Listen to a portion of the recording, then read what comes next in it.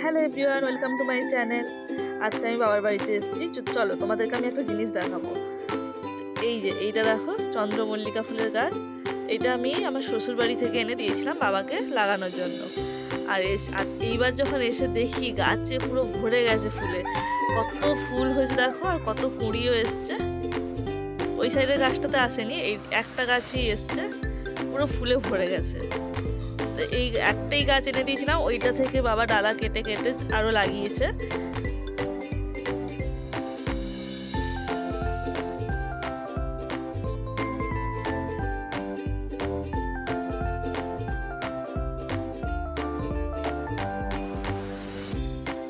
এই যে দেখো ডালা কেটে লাগিয়েছে, এগুলো এখনো ছোট আছে, এগুলোতে কুড়ি আসেনি এখনো।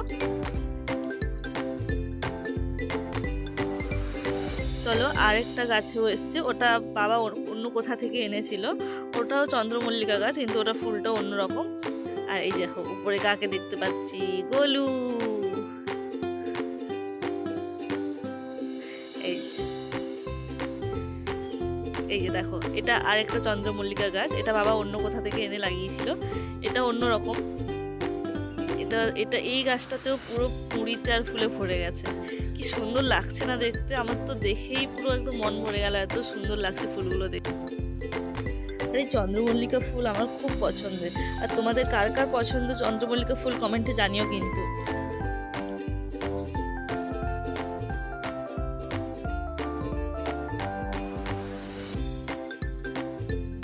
এই যে দেখো, এদিকেও আরেকটা গাছ রয়েছে, এটাতেও ফুলে ভরে গেছে পুরো। এই ফুলটা একটু বড় বড়। বাড়িতে ঢোকার সময় ফুলগুলো দেখে এত ভালো লাগলো, ভাবলাম তোমাদের সঙ্গে এটা শেয়ার করি।